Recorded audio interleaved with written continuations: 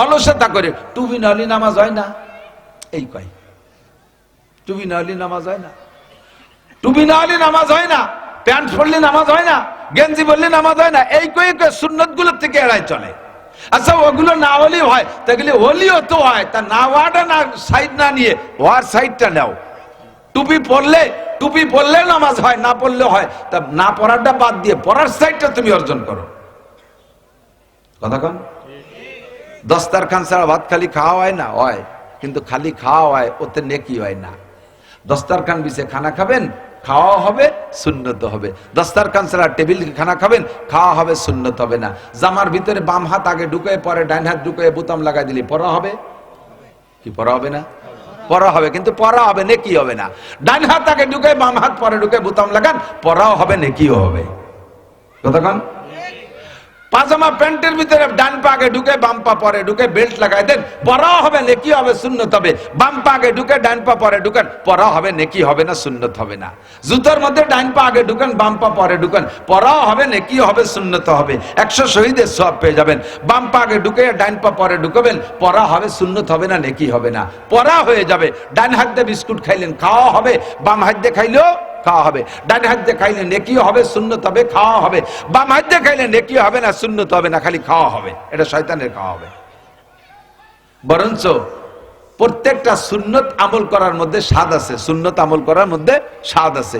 কাফের মুশরিক হিন্দু বুদ্ধ মুসলমানদের মধ্যে বহুত আছে। বন্ড পীরের দরবারে যায় আল্লাহকে ভালোবাসতে, এ পীরের দরবারে যায় আল্লাহকে ভালোবাসতে, ও পীরের দরবারে যায় আল্লাহকে ভালোবাসতে। হিন্দুরা আল্লাহকে ভালোবাসা, আল্লাহকে বিশ্বাস করে, ভগবান বলে কয়, সৃষ্টিকর্তা একজনের কথা কিন্তু তারাও বলে। এই সৃষ্টিকর্তা যে কে তারে চেনে না, দেখে নাই, কাজে এটা সাকার বানায় ইবাদত করলে মনে তৃপ্তি পাবে বিদায় আল্লাহকে বাঘের রূপ বানায়, সিংহর রূপ বানায়, আল্লাহরে কখনো শুয়োর বানায়, কে আল্লাহ মনে এরকম, আল্লাহরে একটা কুত্তো বানায় মাটি দেখো না, আল্লাহ মনে এরকম, আল্লাহরে একটা সুসইদুর বানায়, মনে করে আল্লাহ এরকম। তে আল্লাহ আল্লাহ বলে ভালোবাসতে যাইয়া এক এক সময় এক এক প্রাণীর রূপ তৈরি করে। এটা আল্লাহকে ভালোবাসার জন্য এরা করতেছে, কিন্তু সিস্টেম জানে না, নিয়ম জানে না, কাজে কাজে এইভাবে বইয়ের সাথে সাইফে ধরে গলা চিপে মারতেছে। সিস্টেম কি ভালোবাসার? আল্লাহ পাক রব্বুল আলামিন কয় তুমি বুঝবা না, আমার নবীর কাছে জিজ্ঞেস করে সিস্টেম কি। নবীকে বলতেছেন কুল, উম্মতরে বলে দাও, ইন কুনতুম তুহিব্বুনাল্লাহ, যদি তোমরা আল্লাহকে ভালোবাসতে চাও, ফাত্তাবিউনি, তাহলে আমি নবীর অনুসরণ অনুকরণ করো। আমি যা করি তাই করো, আমি যা না করি তা তুমি করো না। কারণ আমি যাহা করি, মান আতানি ফাকাদ আতা আল্লাহ, যে আমার অনুসরণ অনুকরণ করলো সে হুবহু আল্লাহর অনুসরণ অনুকরণ করলো। ওমান আসানি ফাকাদ আসাল্লাহ, যে আমার নাফরমানি করলো সে আল্লাহ নাফরমানি করলো। হুজুর বলেন মান কুল্লু উম্মতি ইয়াদখুলুনাল জান্নাতা ইল্লা মান আবা, আমার সব উম্মত আমার সাথে জান্নাতে যাবা। জোরে কর না সুবহানাল্লাহ। আমার সব উম্মত আমার সাথে জান্নাতে যাবা, ইল্লা মান আবা, শুধু ওই লোকটা জাহান্নামে যাবা যার নাম হবে আবা। আমার সব উম্মত জান্নাতে আমার সাথে জান্নাতে যাবা, শুধু ওই লোকটা জাহান্নামে যাবা যার নাম হবে আবা, নাম হবে। সাহাবায়ে কেরাম বলেন কি লামান আবা ইয়া রাসূলুল্লাহ, হুজুর আবা নামের তো কেউ আমাদের মধ্যে নাই। আবু বকর, উমর, উসমান, আলী, তালহা, জুবাইর, বেলাল, আম্মার, সোহাইব, এমন করে সাহাবাদের নাম তো পৃথক পৃথক, কিন্তু আবা নামের তো কেউ নাই। আর আবা যার নাম হবে সে জাহান্নামে যাবে। ওমান আবা ইয়া রাসূলুল্লাহ, হুজুর আবা নামের কে? হুজুর বলেন মান আতানি দাখালা, এ যুবক আমার দিক, মান আতানি ফাকাদ আতা, মান আতানি দাখালাল জান্নাহ, আমার মাথা থেকে পায়ের তালু পর্যন্ত বডিটা তোমার বডি, আমার বডির মতো তোমার বডিটা বানাইতে পারলে এটা আমার সাথে ব্যক্তিগত জিন্দেগির মিল হলো। আমার পরিবারের সাথে তোমার পরিবার, আমার অর্থনীতির সাথে তোমার অর্থনীতি, আমার সমাজনীতির সাথে তোমার সমাজনীতি, আমার রাজনীতির সাথে তোমার রাজনীতি, আমার আন্তর্জাতিক নীতির সাথে তোমার আন্তর্জাতিক নীতি। এই 6টা নীতিতে আমার সাথে মিল করবা, আমার সাথে জান্নাতে যাবা। আর এই 6টার কোনো এক দিক দিয়ে তুমি আমার সাথে গড় মিল বাঁধাইবা, তাহলে তোমার নাম হবে আবা, আর যার নাম হবে আবা সেই জাহান্নামে যাবা। এবার যুবক বলো, তুমি যে ডিজাইনের চুল কাটাইছো, কি বিশ্বাস কোরআন হাদিসে কি লেখে আল্লাহর নবী ওইরকম চুল কাটাইতেন? তুমি যে পাছা বের করা প্যান্ট পরেছো, যে প্যান্ট পরে একটু দাঁড়ায় থাকলি মোটামুটি গেঞ্জি দিয়ে প্যান্ট দিয়ে সমান সমান, কুজলি আর উড়ো টাক্কা বসলি আর রুকুতি সিজদায় গেলি, দেখছেন নাকি আমি জানি না। এই 3-4 দিন আগে আমি এই পাশে এক জায়গায় মাহফিল গেছি মাগরিবের নামাজে, সেই মাহফিল কমিটির যুবক একটা আমার সামনে দাঁড়াইছে। ওই ওক্তের নামাজি আমার হয়েছে নাকি আমি তা জানি না। আর সোহেরও স্বভাব আছে, যত বাজে জায়গায় যায় আমি এত সিস্টারে নিচে থাকবো, তবু কাজ করে সেই জায়গার দিক তাকাবেই। যখনই রুকুতি যায়, গেঞ্জি এদিক সরিয়ে আসে, প্যান্টের খানিক ওই দিক সরিয়ে চলে যায়, পাশাতে এত খানিক সে শিয়ের মিয়ের শুদ্ধ বাড়াই গেছে, সব দেখা যাচ্ছে। রুকুতে গেলি পাশা বের হই, সেজদায় গেলি পাশা বের হয়, এইরকম প্যান্ট আমার নবী পরছে। তুমি যদি নবীকে আল্লাহকে ভালোবাসতে চাও, নবীর ইতাআত করো। এবার নবীর ইতাআত কিসে বলে? হুজুর বলেন, মানে আহাব্বা সুন্নতি ফাকাদ আহাব্বানি, আমার সুন্নতকে ভালোবাসাই মানে আমাকে ভালোবাসা। ওমান আহাব্বানি কানা মাই ফিল জান্নাহ, আর যে আমাকে ভালোবাসবে সে আমার সাথে জান্নাতে যাইবে। ও যুবক, একটু সাক্ষী দাও, নবী পাক কি কোনোদিন পেস্ট বিরাজ দিয়ে দাঁত মাজছে বলে মনে হয়? বিরাজ ছিলই না, এ কথা ভুল হবে। বিরাজ বহু আগের থেকে বিরাজ আছে, কিন্তু নবী পাক বিরাজ করেন নাই, নবী পাক মেসক করেছেন। তোমার কাছে যদি 1 কোটি টাকা দামের বিরাজ থাকে, 1 লক্ষ টাকা দামের পেস্ট ব্যবহার করো, আল্লাহর কসম মেসকের নাকি তুমি পাইবা না। হুজুর বলেন, যেই ব্যক্তি মেসক করবে ওই ব্যক্তিকে মেসকের বিনিময় আল্লাহ পাক 100 শহীদের সওয়াব দান করবে। মান তামাসসাকা বিসুন্নতি ইনদা ফাসাদ উম্মতি ফালাহু আজরু মিয়াতি শাহীদ। সময় কম বিদায় বিক্ষিপ্ত ভাবে যেটা মাথায় আসতেছে সেইটা বলতেছি দোস্ত। 1 নম্বরে মাথার চুল, 2 নম্বরে মোছটা ঠিক করো, তোমার মোছ নবীর মোছের সাথে মিল করো, তোমার দাড়ি নবীর দাড়ির সাথে মিল করো। একটা কথা লাস্টে মনে রাখবেন, দাড়ি বিঘিন মুসলমান, খুদার কসম, যারা দাড়ি বিঘিন, দাড়ি হওয়ার পরে যারা কাইটে ফেলবে, এমন মুসলমান যদি মারা যায়, কিয়ামতে আল্লাহর নবীর কাছে প্রথম চান্সে সুপারিশ পাবা না, হাউজে কাউসার থেকে বঞ্চিত। আল্লাহর কসম, হাউজে কাউসার থেকে বঞ্চিত। কিয়ামতে নবী পাকের সুপারিশ তুমি প্রথম চান্সে পাইবা না। এক দাড়ির কারণে 50 আলফা সানা, 50,000 বছর জাহান্নামে পোড়ার পরে এই গুনাহ মোচন হবে। তারপরে নবী পাকের কাছ থেকে হাউজে কাউসার পাইবা প্রথম চান্সে 50 আলফা সানা। দাড়ি কাটছো তুমি কি জন্য? ইয়াং থাকার জন্য। দাড়ি রাখলে বয়সী দেখা যায়, ভালো দেখা যায় না।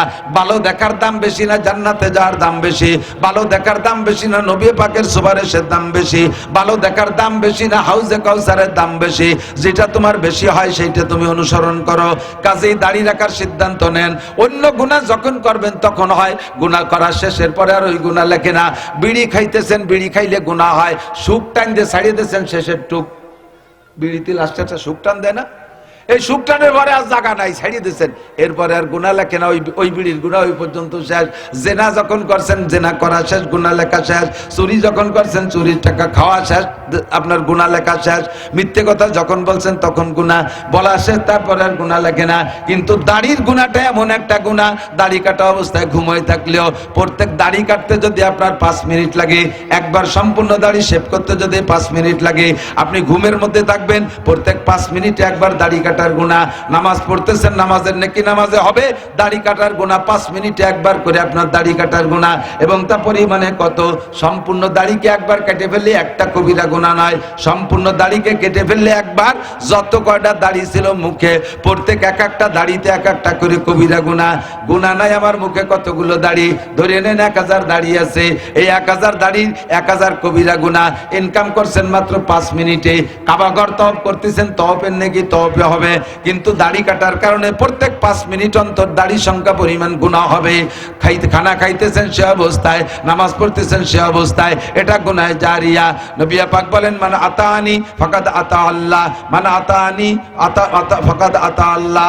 যে আমার অনুসরণ করবে সে আল্লাহর অনুসরণ করলো, আর যে আমার সুন্নতের অনুসরণ করলো, ভালোবাসলো, সে আমি নবীকে ভালোবাসলো।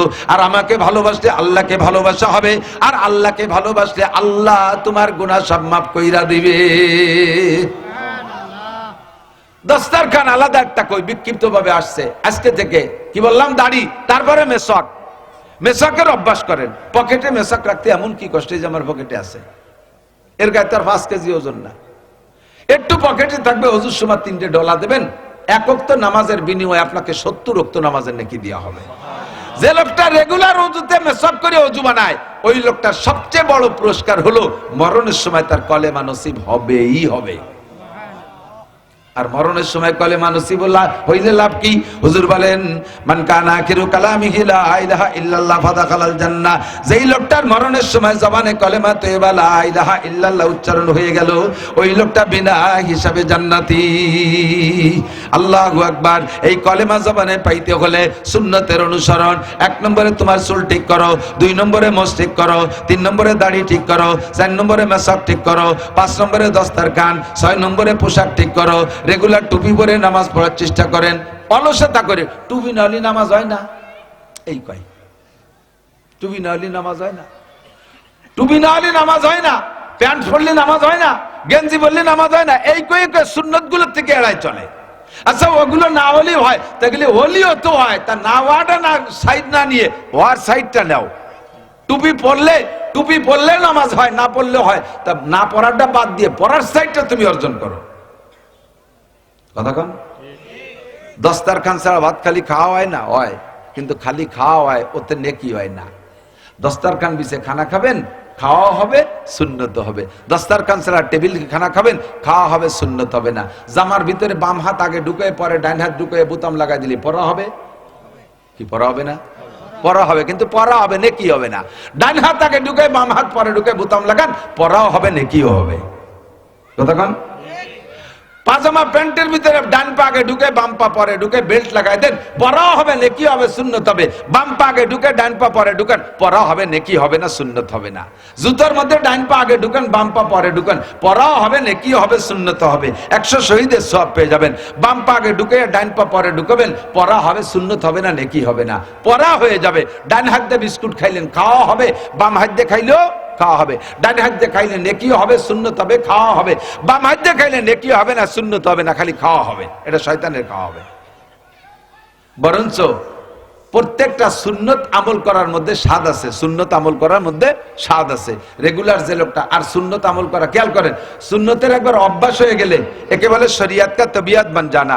শরিয়াত কা তবিয়াত বান জানা, শরিয়াত যদি একবার স্বভাবের সাথে সেট হয়ে যায়, তখন আর আমল করতে কষ্ট হয় না। আমি বলি এদিক তাকান, এই যে ছোট ছোট পোলা পান্ডে যারা আনেন, এরা কেন আনেন? আমার এটা খুব বিবেকে মেজাজে আগুন লাগে। দেখেন ওই যে বল খেলতেছে, বলি খেলতেছে, ওর কি এই জায়গায় আসার বুদ্ধি? ওর মার্কে একটু হিসেবে বলো না যে কি আমি ছেড়ে দিছি ওয়াজের মাঠে। ওর গার্জিয়ান যারা আছেন, বড়রা, বাপরা, ভাইরা, কেউ থাকলে সরাই নেন। এমনি সময় কম, তাড়াহুড়া লাগিয়ে গেছে, মানে চাবানু ছাড়া গিলতেছি, দম ছাড়তে পারতেছি না।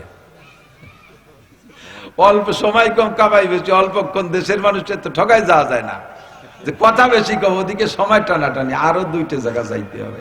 এই রিকোয়েস্ট আর অনুরোধ মানতে মানতে মানতে আমার জীবন শেষ হয়ে গেল। দিনের বেলা খুলনা ডুমরিয়া, খুলনার থেকে আরো 20-22 কিলোমিটার পশ্চিমে ওখানে যে জোহরের আগ পর্যন্ত বয়ান করে আসছি, হাজার হাজার মানুষ।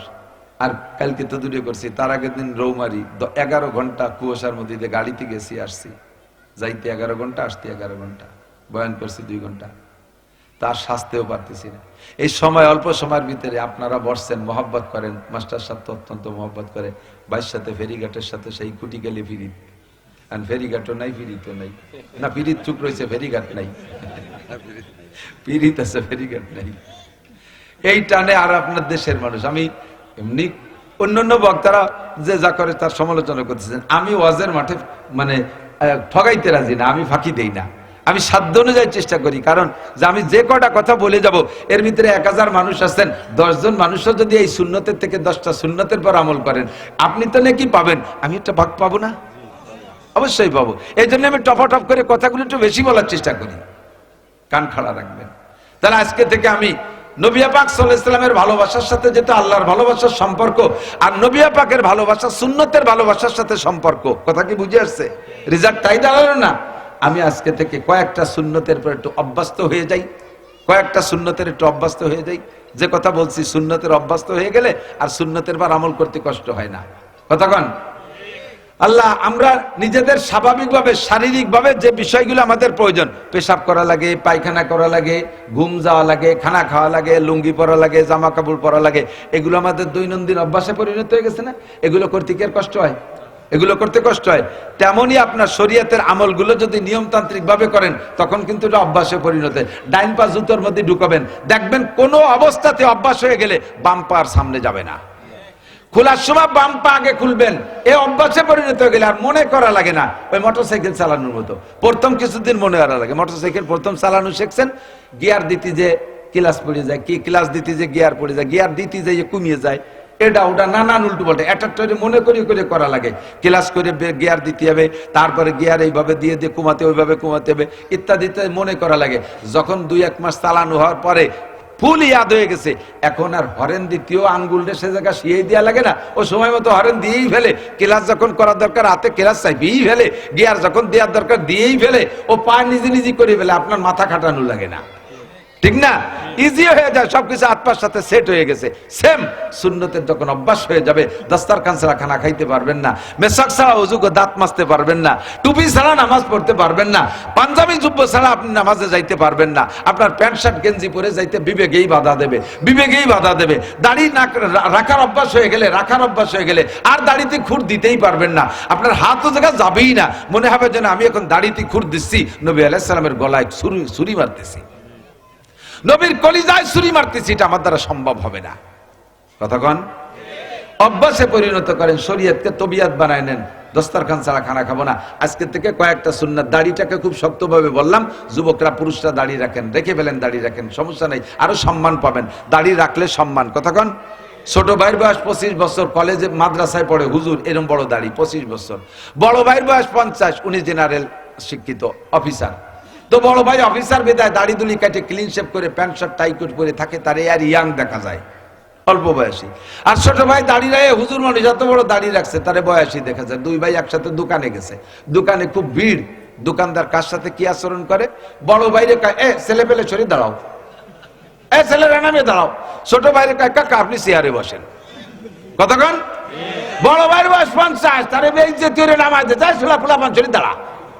আর ছোট ভাইয়ের বয়স 25, তারে সম্মান, দাড়ির খাতের কাকা আপনি চেয়ারে বসেন, ঠিক কিনা? দাড়ি মুখে থাকলে না থাকলে যে কথাগুলো বলা যায়, দাড়িবিহীন অবস্থায়, দাড়ি মুখে রাখা অবস্থায় সেই কথাগুলো বলা যায় না। টুপি দাড়ি পাগড়ি অবস্থায়, সুন্নতের অনুসরণ করা অবস্থায় আপনি ওই কাজগুলো করতে পারবেন না যেগুলো সুন্নত ছেড়ে দিয়ে অবস্থায় করতে পারছেন। একজন প্যান্ট শার্ট টাই কোট পরা মানুষ যে গুনাহ করতে পারবে, একজন টুপি দাড়ি পাগড়িওয়ালা মানুষকে সেই কাজ করতে পারবে? কথা বলেন, পারবে? প্রত্যেকটা সুন্নত হলো ইমানের বেড়া, সুন্নত ইমানের বেড়া, সুন্নত ইমানের বেড়া। আমরা নবী আলাইহিস সালাতু ওয়াস সালামের সুন্নতের অনুসরণ করে নবীর সাথে ভালোবাসা গড়ব, নবীর সাথে জান্নাতে যাওয়ার জন্য। আর ওই ভালোবাসার মাধ্যমে আল্লাহর ভালোবাসা হবে, আর আল্লাহর ভালোবাসা পাইলে গুনাহ মাফ, সমস্ত গুনাহগুলো নেকি হয়ে যাবে। রাজি আছি না? তাহলে টুপি দাড়ি পাগড়ি জুব্বা যতটা পারেন আপনি আমলে আনার চেষ্টা করেন। আর সবচাইতে বড় কথা, পকেটে একটু টিস্যু রাখার অভ্যাস করেন।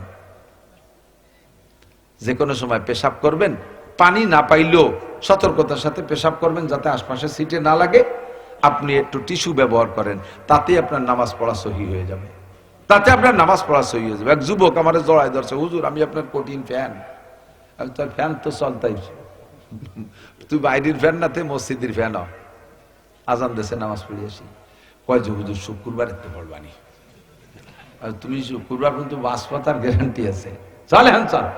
কয় যে হুজুর এই প্যান্ট পরে যাওয়া যাবে না, এটাই 7 দিন ধরে পরি, এমন টাইট, পেশাব করার সময় সবটুক ক্লিয়ার হয় না, বাইটুক আটা দেওয়ার পরে পড়ে।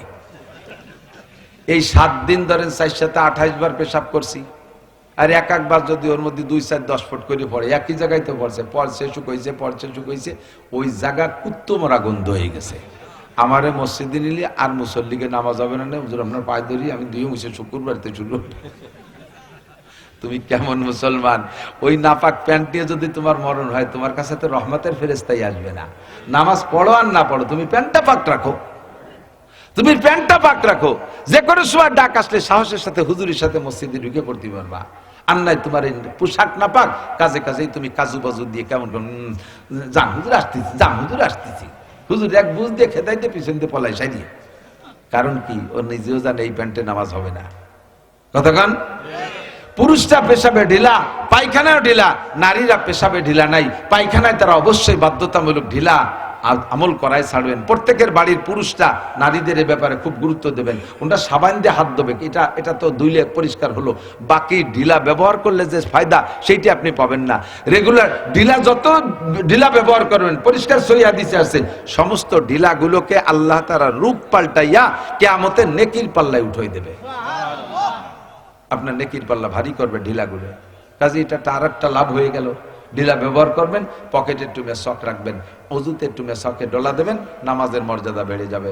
আর যারা রেগুলার মেসক করে অজু বানায় নামাজ পড়ে, তাদের জানাজায় আল্লাহ তাআলা 500 ফেরেশতা আলাদা করে পাঠায় দেয়।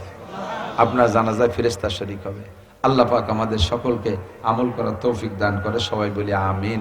ভাষাগত ত্রুটি বিচ্যুতি মার্জনীয়, যা বলেছি শুনেছে ততটুকুর পর আল্লাহ আমল করার তৌফিক দিক।